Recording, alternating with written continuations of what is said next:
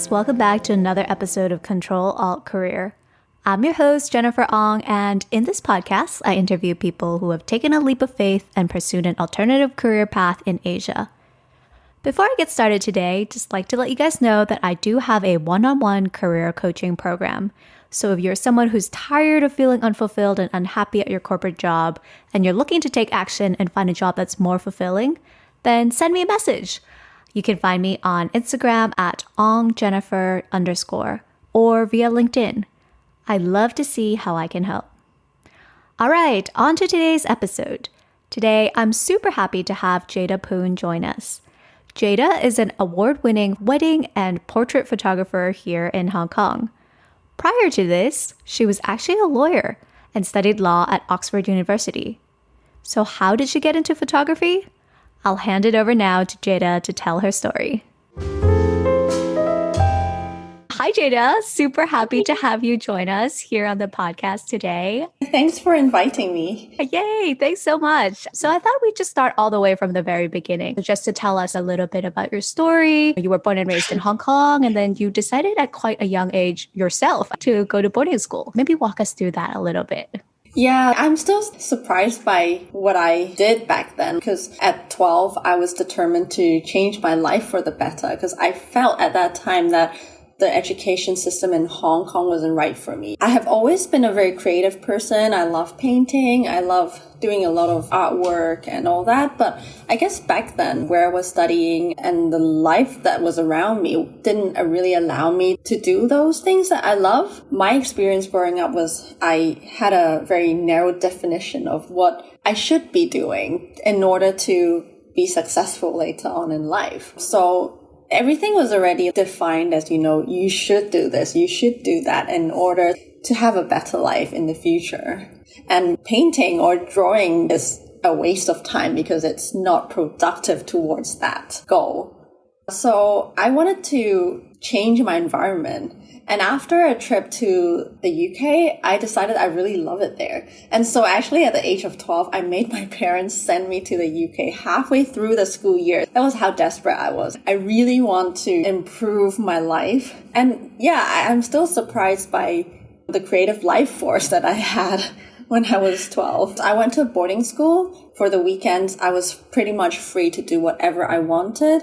So I did spend a lot of time in the art studios, working on whatever I wanted to. I felt like I had a lot more freedom to express who I was. And I guess also the environment in the boarding school and in the UK allowed me to feel safe in expressing who I was. That's honestly so crazy for someone at such a young age to have such strong opinions about where their life was. So I think that's honestly amazing that you were able to actually make that decision for yourself so early on. When I made that decision, I actually didn't realize what a huge impact it would have on my life. I just literally acted on impulse. But looking back, I think that was one of the biggest decisions I've ever made. And it changed my life course completely. Yeah, exactly. I'm sure. Kind of moving to your love for art. How did that kind of start? I've always loved it. And I went through different phases in life. So I started as a kid loving drawing, painting, and then I wanted to be a fashion designer when I was in high school. And then I also started photography later on after university. And to me, they all actually feel like the same thing. They're all channels for me to express what I was feeling, to express how I see the world, and ways to connect with people as well. So I think my love for art in a way is also the love that I have with connecting with the people and the things around me. It's definitely been my identity, actually, because whatever I do is part of it. Got it. When you're thinking about applying to college, did you ever consider pursuing art as your specialty in university? I did, but I think a lot of people who grew up in more traditional Asian families would understand it's quite difficult to insist on doing a fine art degree in university because it's pretty much seen as useless. It's not practical, apparently. So I ended up thinking, maybe I can do something that's practical, and then later on in life we can see where we go and maybe we'll go back to it. In fact, after I did my law degree, I negotiated with my parents to say, okay, if I take on a training contract in a law firm, then you need to be okay with me taking a gap year out to study fashion design. And that was kind of how I negotiated having parts of what I love doing back into my life. Got it. So you alluded that you went into law for university. How did you land on law? Was that something that you were interested in? Well, it started off, to be honest, to be a process of elimination. So basically, there would be a few options on the table, like medicine, accounting, law. And for me, when I first started looking at law, it was because it was the shortest degree. Compared to medicine, it's like 6-7 years. And also for me, I love writing. At some point when I was applying for it, I actually did get interested in law because I have a very strong sense of right and wrong.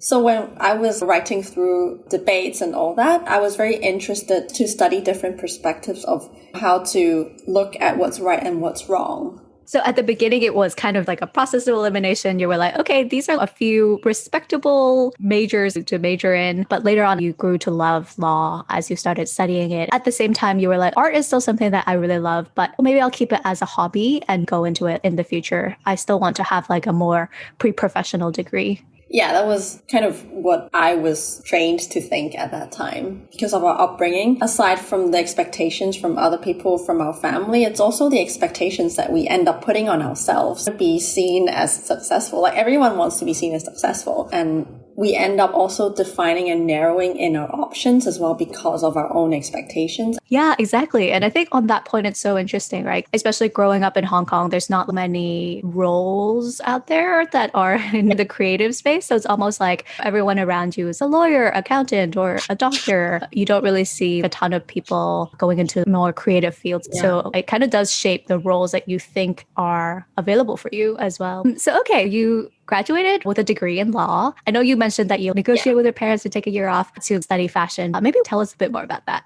I was really into design in my high school years, and I thought, oh, maybe I can be a fashion designer, and I got really into fashion. After doing the law degree, I was like, I just really want to do something about it and see what I feel about it. I think every part of my life contributed to who I am right now. And the fashion degree part, it actually brought out the creative side of me even more. And it actually made me realize later on when I was doing law, how much of it was slowly dying inside of me compared to the year that I spent in fashion design. I was so creative. Everything I saw around me, I was inspired. Like literally everything I see, even just driving through McDonald's, I would see a sign and then I'd be like, oh, I can think of something creative out of that. Everything around me was just very hopeful and very inspiring. Yeah, that's very interesting. You mentioned that you had to negotiate with your parents. How did that go? Well, I guess to them, they have their eyes on the goal, which is me working in the legal industry. So as long as I took up the training contract, they were actually fine with me taking a year off. I have to thank them for giving me that opportunity, even though it was more like a negotiation. But I guess there would be parents out there who wouldn't even allow their kids to take a year out. And I was very lucky to get a gap year. I think that's great that you got the opportunity to do that. You were describing how you were just so creative in that 1 year and you really saw such a strong contrast between that year and when you started doing law. Do you feel like that kind of gave you the courage to eventually leave law? Yeah, it definitely contributed to it because I actually had something to compare to. Because for some people, if they had just jumped into law, they might not realize what's the other side of who they could be. When I was working in law, I felt that difference and how I was changing as a person throughout the 2-3 years that I was in law. Aside from that, I was also struggling with some health issues. I had a hyperthyroid, which was directly triggered by the stress that I was dealing with at work. So that also triggered me to think about whether this is cut out for me. But I think the bigger factor that led to the decision of quitting was not just the working hours. Because if it's just the working hours, I can get through it. But I think it's also everything that I was doing at work was against who I am. I love working with people, connecting with people, communicating with them. I love moving around, being flexible. I hate dealing with paperwork, with routines. And I think everything that was part of working in the legal industry was just clashing with my personality. So that together with the long working hours was not a good combination. I felt that I was losing my creativity, which I've always really treasured. And that made me quite scared because I didn't want to lose that part of me. The other thing is being a lawyer, we are trained to be risk adverse and we have to basically be thinking constantly of the worst case scenario so that we can prevent them from happening. So I think these two things also didn't work well with my personality because first of all, I love taking risks. That's why I left Hong Kong at the age of 12. And so I didn't like myself becoming more risk adverse. I didn't want myself to become less bold in life. And then also I naturally am an overthinker. And to be honest, I'm not a very positive person. So having to keep thinking of the worst case scenarios actually drew me into a more negative space in my mind. And I didn't want to be like that. Was there like a trigger point or like a turning point for you? I think it was the hyperthyroid episode that I mentioned earlier on that really triggered me into action because I had issues with my health and then I had to slow down. And finally my parents are like, oh no, you're not well and it's because of all that craziness and stress at work that's causing you to be like that. So they became more interested to hear what I had to say. And so that triggered me into really pulling the trigger. So at that point in time, when you got diagnosed, were you like, okay, I am going to quit my job? Or what were you thinking? Yeah, I think I've always been thinking about it. So it wasn't a difficult decision to make. And also I knew that actually it's not that bad because even after a year of, exploring other stuff, I can easily go back into law. It's not that difficult. So realistically, I'm not actually losing very much. I'm just maybe losing 1 year of salary rise. But that actually opened up all the opportunities for me to explore what I want to do with my life. And I felt like that is a good deal. I do know a lot of people would come up to me and then they would say like, oh, you're so fortunate that you have something that you love doing and you're good at photography. So you were able to be brave enough to quit. But the truth is, when I quit, I actually didn't know what I wanted to do. But I felt it was important for me to take a step back and quit because back then I was working day and night. I had no physical capacity and more so no mental capacity to really explore what is right for me, to reflect on where I was and where I want to be. So I do always encourage people, if you feel like, oh, I really want to quit or I hate my job, but I don't know what I want to do. There's a reason. It's not because you really don't know. It's more like there's no mental capacity to think about it or to explore. At the beginning, the plan was to take a few months off to explore different things, to gauge what I'm interested in or what opportunities are out there realistically, and see where that goes. Once I know that I wanted to do photography, I gave myself a year to test it out. I always have a known timeline. Like at this point, I will review what's been happening and see what my next step will be like. I think that's super smart because it's almost like setting little mini goals for yourself to hit. And it doesn't feel like you're just jumping into the deep end and completely changing your whole life. How did you go about figuring out what it is that you like? And how did you end up with photography? I definitely had starting a business in mind. I didn't know what it would be. I started talking to different people, mentors, and people who have been running their own business for a while. I signed up for courses, including a photography diploma and different courses related to photography and art. I actually spoke to a photographer that I always love. His name is Jose Villa, and he actually turned out to be one of my mentors. He is the pioneer for fine art wedding photography in the US. So he's the one who really brought up the hype of shooting in film. I asked him, is there any chance that I can learn a bit more about it? And he actually invited me to a little group workshop that he was tentatively going to hold in Mexico. So I just decided, okay, why not? And I just packed my bags and traveled to Mexico to meet him. Wow. Yeah, which thinking back is also a little bit crazy. My parents freaked out a little bit because I was going to travel to Mexico by my own. But that was one of the turning points in my life because I saw the way he worked and I also tried taking photos with him. And during those weeks, I actually collected a very small portfolio of work. More importantly, I knew that this is something that I wanted to do. I didn't know whether I would develop it into a business or not, but I knew back then I will always want to pursue this and be better at it. And so when I came back to Hong Kong, I had a much better idea of what I want to do with photography. I started sharing my own story with people around me, and I would share with them my portfolio. And somehow the word spread. They asked me, oh, are you interested in shooting this wedding that my friend is having next month? And then everything just kind of grew from that, from referrals, from me really just sharing my own story and what I've been up to. Wow. Okay. Maybe let me actually take a step back. You mentioned that previously you went to fashion design school.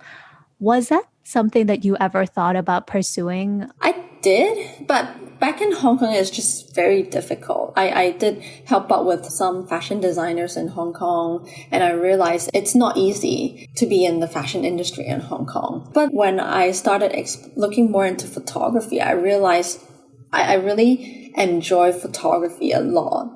And it's also something that I could see developing over the years.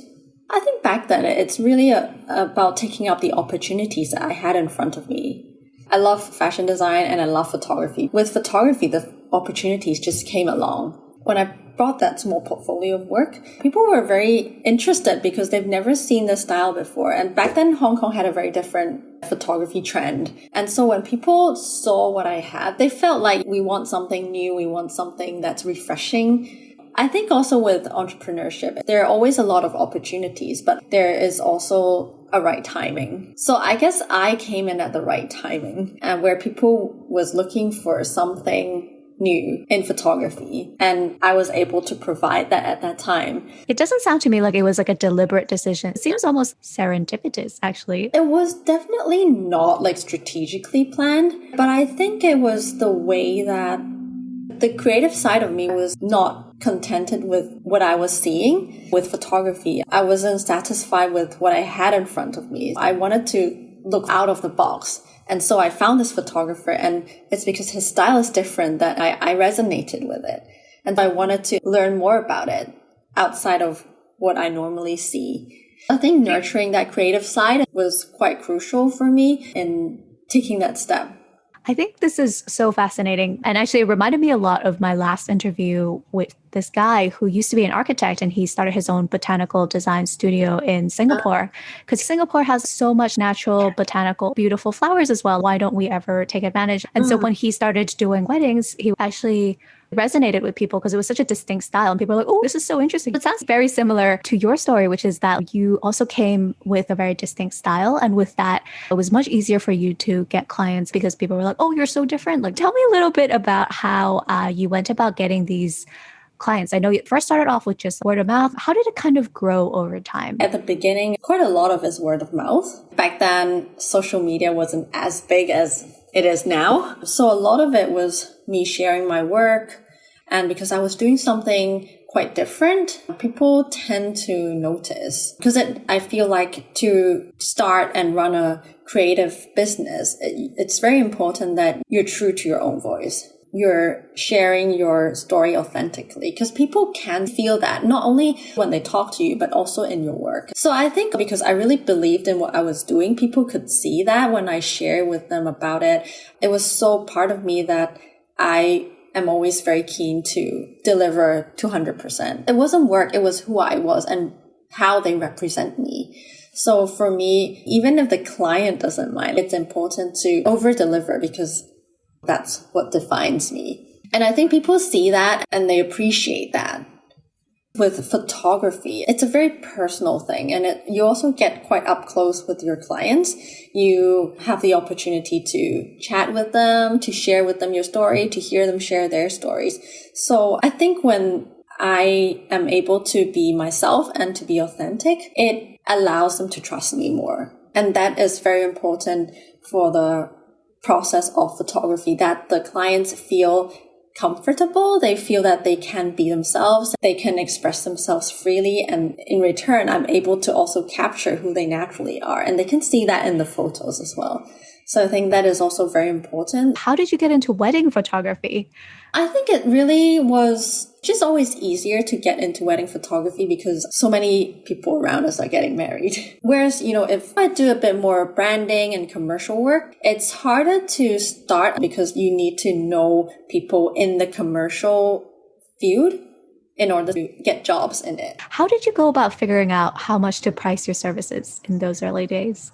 So at the beginning, when people started asking me, I actually didn't even have a rate card. I was not prepared to be asked so soon about it. And so I had to go back. Okay, yeah, sure. I'll send you my rate card. And I go back home and then I start drafting my rate card and asking, how much should I be charging? Because I had no experience with starting a business. A lot of it was more reactive. And that's fine because that's kind of how we learn at the beginning as well. I did some market research and I asked around photographers who were in the business, but because everyone has a different price point, and because with art, with photography, the spectrum is so wide, there's no kind of real market rate to it. So a lot of it is trial and error. I think a good way to go about is to just start with a so-called market rate that you decided on and then keep reviewing.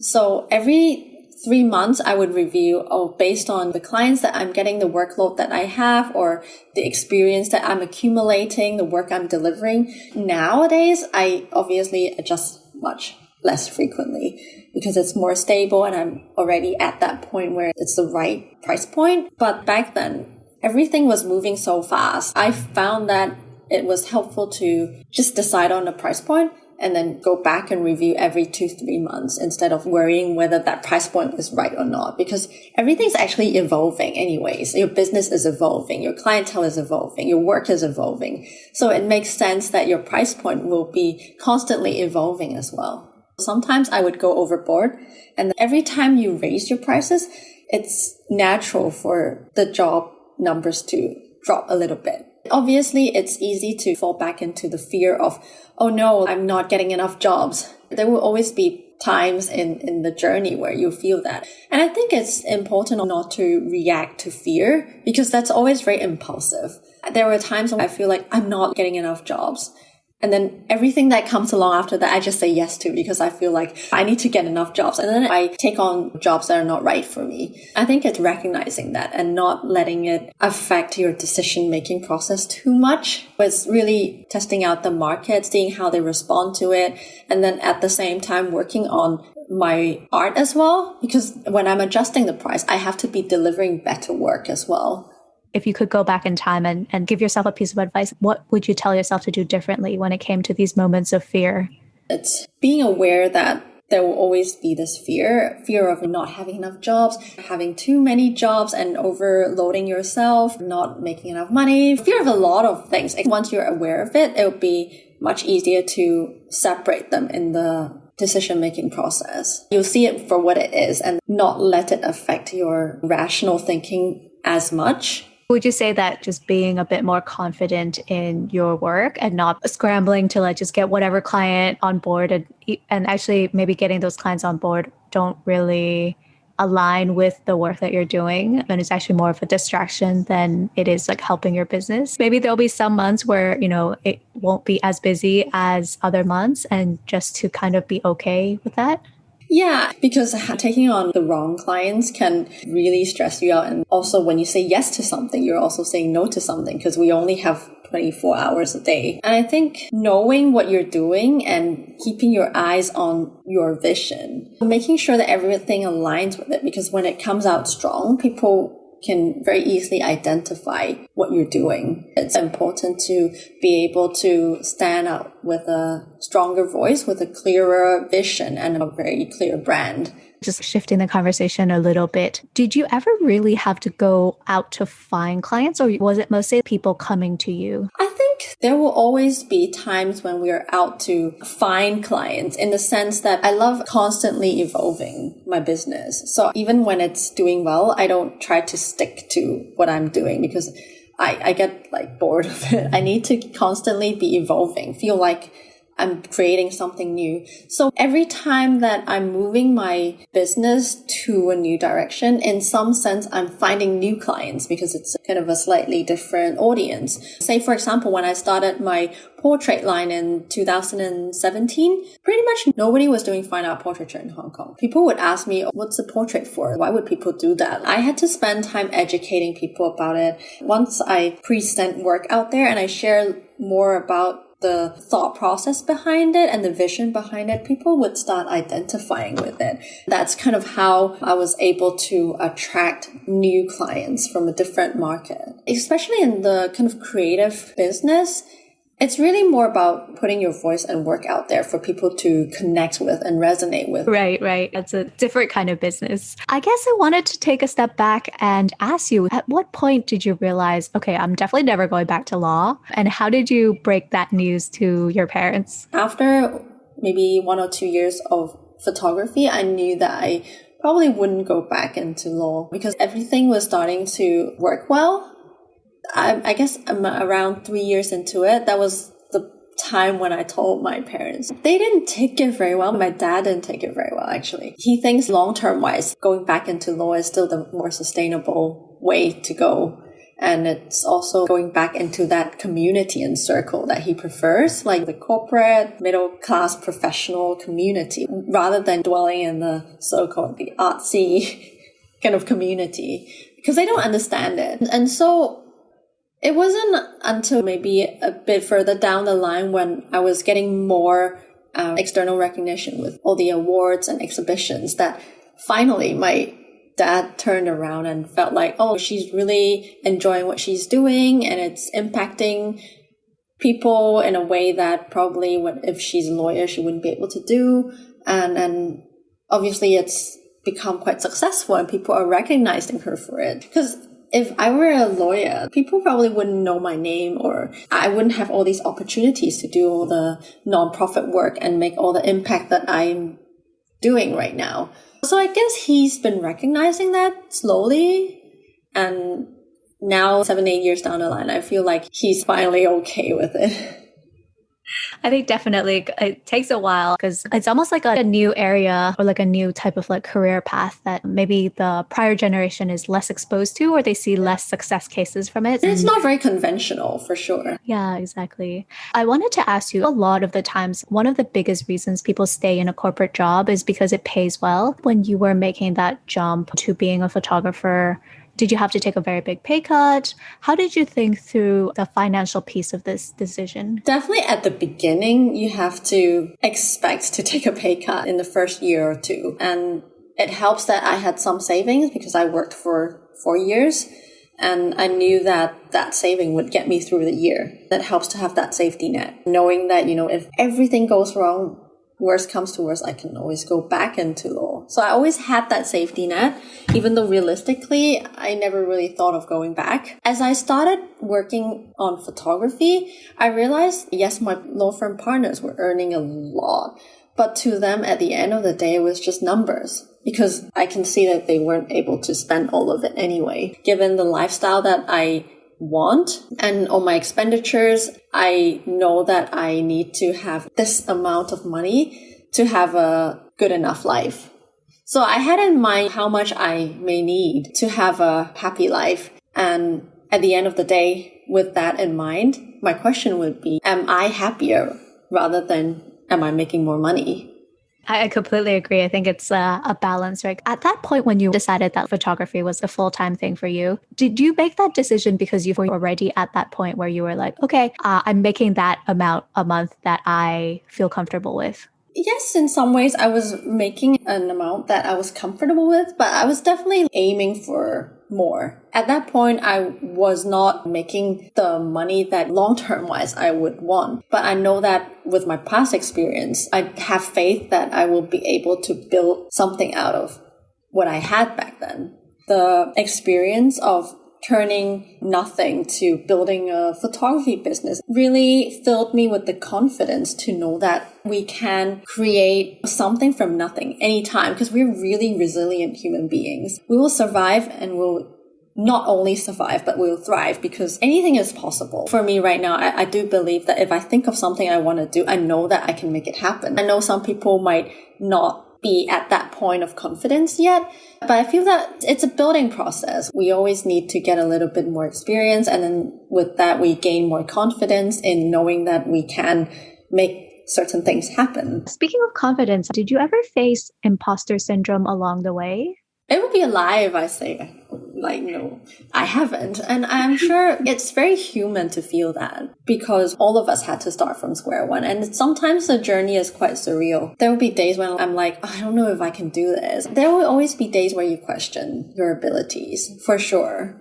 But I think, first of all, remembering all the things that you have gone through to become who you are today, and also having a very strong supportive network. I think that has been very important for me, to have a small group of entrepreneurs or people that you really trust to walk with you on this journey. All of us are going through very similar paths, and it's really about mutually reminding each other, encouraging each other through the ups and downs. How did you go about finding this group of entrepreneurs or your own tribe of support? Actually, at the beginning, I was always looking for mentors. I had this very traditional definition of what a mentor should be. I really want to find this older woman who's an entrepreneur, who's been in the business for many years, experienced and inspiring, and she would meet with me regularly and she would tell me what to do, and I would be so inspired. For a long time, I didn't really get a mentor, and I would be questioning, everyone has great mentors. Why can't I find one? Until it gets to a point where I was sharing with another woman entrepreneur about this. And then she was like, oh yeah, I have the same thought as well. I started thinking, why don't we just get together and share our journeys? We have different resources because we're in different fields.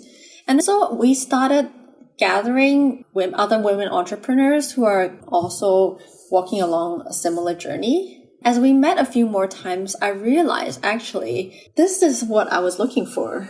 And I didn't even know that, because I was so focused on what a mentor should be like. Having peers walking along with you, their advice are amazing because they're on the same page. And sometimes through what they share, it also inspires me as well in terms of how my decisions should be made. When we're going through difficult, challenging times, they would be like, yeah, we've been through that too. And then this is how we got through it. It's a very nurturing kind of environment. I realized sometimes it's about letting go of how we define certain things. Then new things would come in and you'll realize that is actually what you're looking for. That's such a nice way of putting it. Sometimes when you let it happen naturally, you actually find the support system that you need.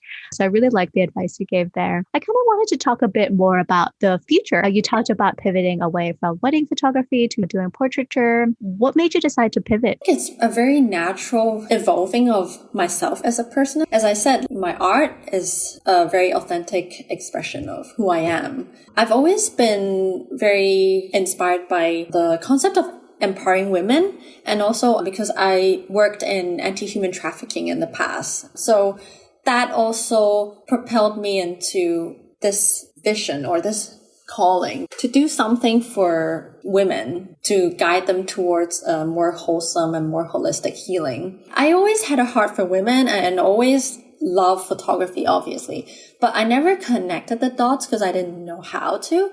But one night I went to bed, and then in the middle of the night, I woke up with this dream of what I could do with my photography. It was 3 a.m.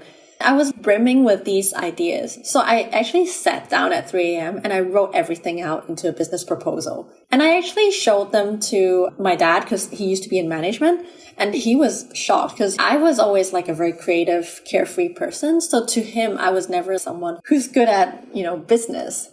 But he looked at my business proposal and he was like, wow, he was really impressed because he didn't think that I would be someone capable of that.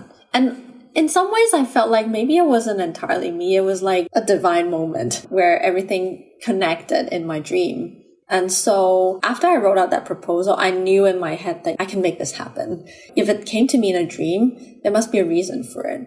And so I spent a long time sharing about my heart behind taking women portraiture and educating people on that. I love women portraiture because I get to hear a lot of the stories behind my clients' lives, why they're at this season in life that they want to capture who they are, the reflections they're having in their lives, and then I would share my own story as well. And there's this deep connection that I get with my clients that often with weddings, I don't, because everything's so hectic. So in a way, I felt like this is an amazing opportunity for me because I've always had this love for connection and sharing stories. It happened over the years, but it was a very natural progression because I was willing to be true to who I am in my work.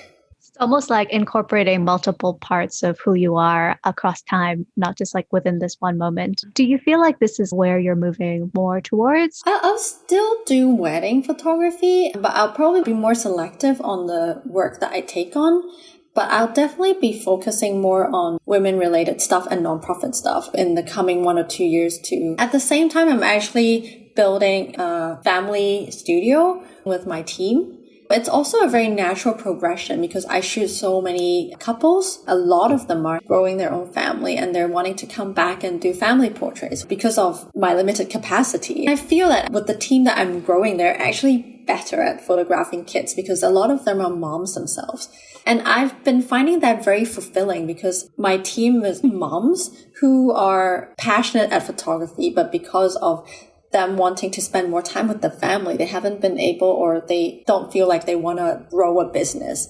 So this is a win-win situation where I train them, I provide them with the resources, the studio, and all they have to do is just do what they love doing, which is shooting. They get to pursue what they love instead of just sacrificing everything for the kids. And then I'm very happy because they can take on my clients and we can continue to provide a more long-term service for them. It's amazing because I also feel like I can grow with my clients through their pre-wedding, their wedding, their maternity, and finally into their family portraits. Whilst this also free me up to do more nonprofit work as well. Hiring that team that you have is also another way of like empowering women to make a living off of doing something that they love while also getting to spend time with their family as well. I wanted to ask, what's next for you? Where do you see kind of like the next iteration? You spoke a bit about nonprofit work. Tell us a bit more about that.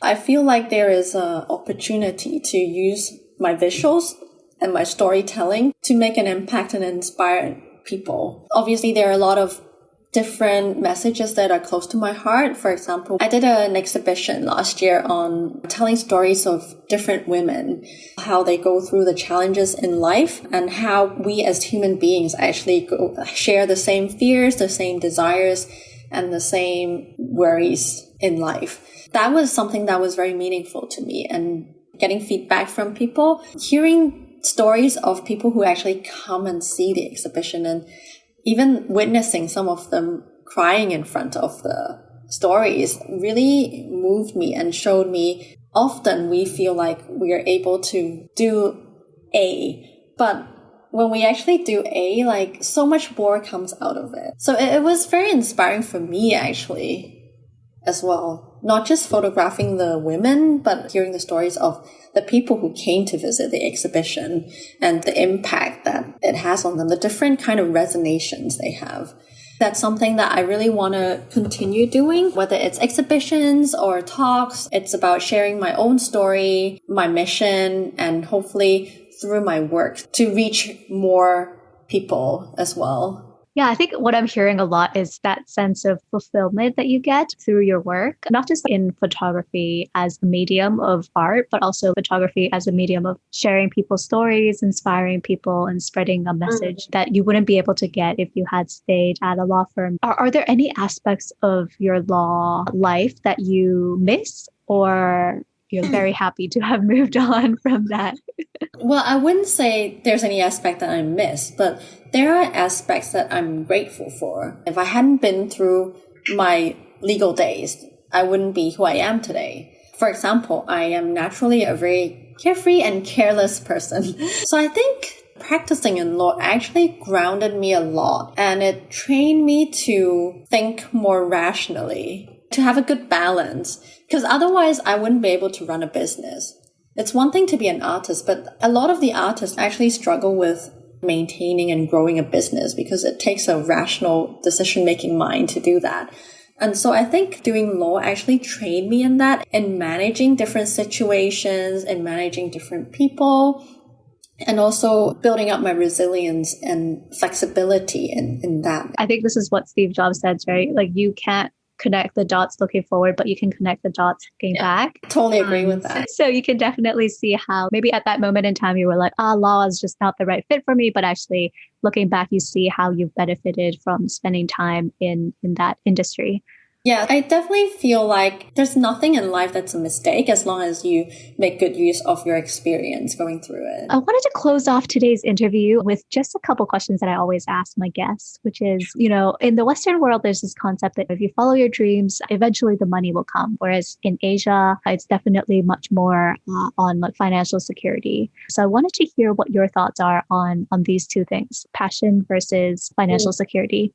Well, first of all, I think it's not really a 0 or 1 kind of answer, because you actually can have both. I don't feel like you have to pick one out of the two. There's so many different possibilities out there, and you're always constantly learning and adjusting and managing throughout the journey. There might be points in time where you feel you're out of balance, but I think that's the magic of life. You have the freedom to make a new decision, whether it's a small or big one. And you're always constantly adjusting and adapting to your situation. Eventually, you reach a place where you learn to balance both of them, and it's possible. I guess the kind of balancing is a bit different from the Western world. We have a different scale where it takes a bit more delicate balancing, especially with managing families' expectations as well. So I think it's understanding all the factors that are affecting the scale, and knowing yourself, because everyone has a different balance point. Some people prefer more financial stability. Some people prefer pursuing their dreams a lot more, like going all in. So I think it's also knowing where you want to be, like say, knowing how much you want to be making. Realistically, is you're pursuing your passion. I get to do what I want to do. Of course, I can always be richer, but that would compromise my joy in life too much for me to sacrifice. So this is where I decided that is the right point. So I think it's important for each person to decide where their balancing point would be. And maybe it would change with different seasons in life, but as long as you're aware of it and you know yourself, instead of trying to compare yourself with someone else who might be going through a different journey or have very different priorities in life, then I feel like you would be able to create the joy that you desire. I think that's such a inspiring and such a nice way of phrasing it. You are able to have both. It's just about how do you find that balance? And that balance could change, right? Like over time, you might be like, I want more passion or I want more money. Then it's all about really understanding where that balancing point is for you. And knowing that you have the power to do that, instead of thinking, I need to compromise now, I have to give this up now. It's more like telling yourself, I'm making this decision because at this point in my life, this is more important to me. Yeah, definitely. What advice would you give to people who are kind of at this tipping point? What advice would you have for them? I would say to them, give yourself some space to explore. Because if you don't let go of something, you never have the capacity to hold on to something else. I'm not telling people to go all out, give up everything you have now in life. But I think it's important to acknowledge that you might not know what you want to do right now, but it's not because you have nothing that you're passionate about. It's more like you don't have the mental space to absorb new passions or to really go into something else. So maybe take some time off and give yourself some space to explore, because otherwise you'll be so consumed by your current troubles, your current work, that it would really kind of overwhelm any new opportunities. And what's one thing that you wish you knew before you embarked on this journey to start your own business? I think it's learning to not to be scared of making mistakes. I think with starting your own thing or exploring new things in life, it's about making mistakes. I call it part of the journey of learning who you are or becoming who you are. Knowing that is actually what will enable you to gain the courage to know that you'll always benefit from all this and you'll always become better from all the trial and errors that you have gone through. I think that's such a nice piece of advice to end today's interview with. Don't be afraid to make mistakes. And actually, the best way to learn really is through making mistakes and taking these risks. With that piece of advice, just wanted to say a huge thank you, Jada, for sharing your story on the podcast. Really great to hear how you've been able to transition away from being a lawyer to where you are today and all the successes that you've seen. And we can't wait to see everything else that you have going on coming up. No worries. Thank you very much. And there you have it, my conversation with Jada. Here's a couple key takeaways that I got from this conversation. 1, if you don't know what your passion is, often it's not because you don't know what it is, but more because you haven't had time to really think about it. Figuring out your passion is difficult and time-consuming, and sometimes requires years and years of self-reflection and soul-searching. Be patient with yourself and try to find time to prioritize this. 2, your brand is very important, especially in the creative industry. So try not to let the fear of not making enough money lead you to take on jobs that may not be so aligned with your brand. 3, finding a mentor is something that you build organically and naturally. Jada was able to find her mentor and build a support system when she finally let go of preconceived notions of what a mentor is supposed to look like. 4, you can have both financial security and passion. The important thing is to find out how to balance both of them in a way that you find acceptable, and understand that that balance may change over time and may be different for everyone, and that's okay. All right, that's it for this week. Thanks for tuning in to another episode of Ctrl Alt Career. Check back in 2 weeks' time for our next episode, where I'll be interviewing Renee Wu, who left her job at Microsoft to run a pole dancing studio. And if you like this episode, do hit subscribe and share with 2 friends who maybe aren't so happy with their corporate job and need a little extra inspiration. And as a reminder, I do have a one-on-one career coaching program. So if you or you know of a friend who's maybe not so happy with their job and looking for some guidance to find a career that they love, feel free to reach out to me or follow me on Instagram at ongjennifer_ for more information. All right, thanks so much for tuning in. I'll see you guys back here in 2 weeks.